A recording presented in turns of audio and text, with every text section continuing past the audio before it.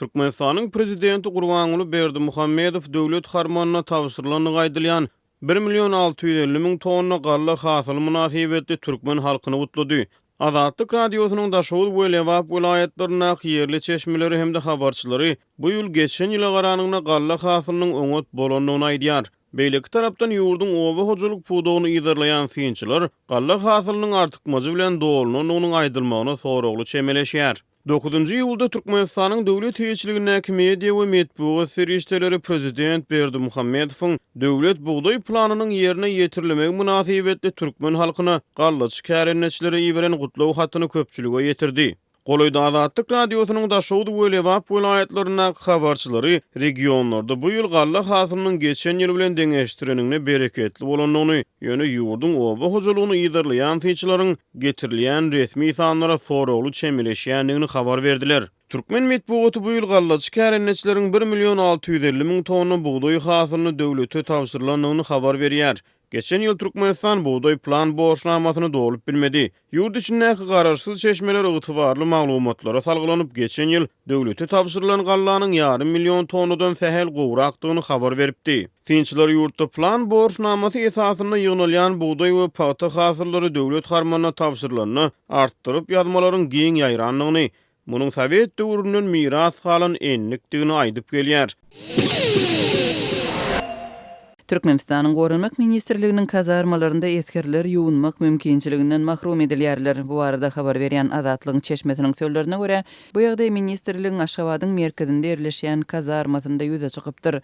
Paýtagtda şäheriň iň merkezinde Gorunmak Ministrligine degişli binada kazarma jaýy ýerleşýär.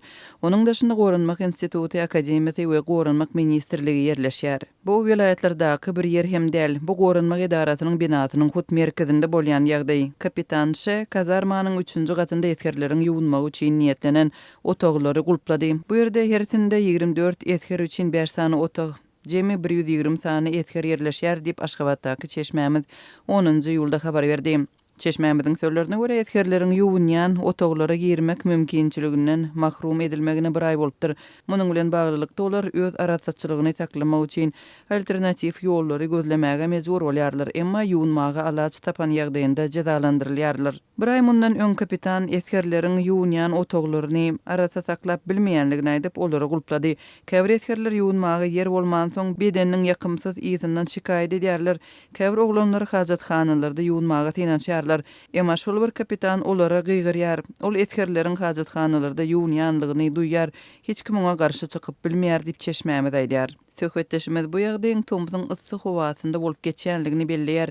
Bu ýerde ören ysy adamlar adatça günüň dowamında 2 ýedak suwa düşýärler diýip çeşmämiz belledi. Azatlygyň çeşmesi kapitan we bu ýagdaýdan habarly kazarmanyň beýleki harby resmiýetleriniň eden etdilikleri sebäpli jogapkärçilige çekilmän gelýänligini belledi. Azatlyk radiosy agdalýan kazarmanyň eskerleriň ýuwunmagy üçin niýetlenen otaglaryny ýapan ofiseriň doly adyny efirde agdamakdan saklanýar. Biziň Gorunmak Ministrliginiň özünden resmi maglumat almak boýunça eden ençeme inançygymyz häzirlikçe netije bermedi. Bu hadise Türkmenistanda şol sanda paýtagtyň özünde ofitserleriň eskerler wagtynda eden etdilikli hereket etmegine degişli ýeketäk ýagdaý däl.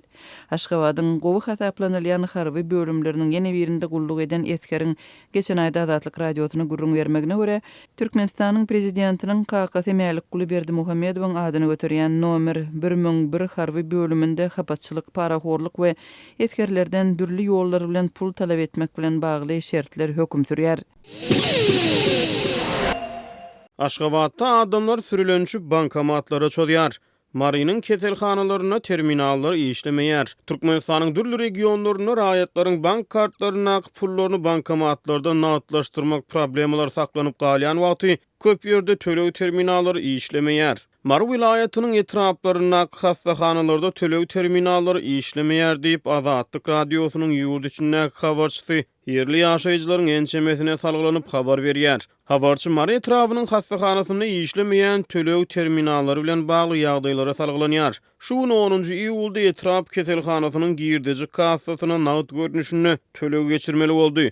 Kartdan hiç saat töläp bolmaýar. Sanitariýa depterçäme ýetýärname goýdurmak üçin Saglyk ähtiýaçlandyrys pasporty bilen 21 manat töledim diýip habar çaýdýar. Onun sözlerine göre keselhanada tölew terminallarynyň işlemeýänligi sebäpli köp sanly adam saglyk bejergisini alyp bilmän ýyllaryna gaýdýar. Sebäbi olar özleriniň bank hasaplaryna pullaryny kartlarynyň üstü bilen bankomatlarda nagdlaşdyryp bilmeýär. Türkmen bankomatlaryna nagd ýetmezçiligi bilen bagly habarlaryň fonuny Aşgabatyň bankomatlaryna pul nagdlaşdyrmak üçin uzun nowbatlar döreýär. Adamlar sürülenşip bankomatlaryň öňünde köpçülik bolup nowbata garaşýar. Bu barada Azatlyk radiosynyň ýurt içindäki ikinji habarçysy 9-njy iýulda Aşgabatdan habar berdi. Onun maglumatlaryna görä Türkmenistanyň döwlet daşary ykdysady iş bankynyň gapdalynaky Bank 24 bankomatlaryna berkarar söwda we dinç alyş merkezine ýerleşýän bankomatda döwlet banklarynyň edara jaýlarynyň öňünde şäheriň tasyakly bankomatlarynyň öňünde uzun nowbatlar bar.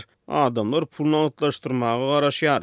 Bankomatlaryň öňünde ýören gaty köp adam nowbata garaşýar diýip habarçy sözüne goşýar. Türkmenistanyň dürli regionlaryna şol sany paýtagat Aşgabatda yerli ýaşaýjylaryň öz bank kartlaryna bar bolan maliýe serişdelerini bankomatlarda nagdlaşdyrmak mümkinçilikleri çäkli bolmagyna galýar. Soňky bir ýyldan gowrak wagtyň dowamyna ýygy-ýygydan ýüze çykýan bu ýagdaý soňky günlerde has da güýçlenýär.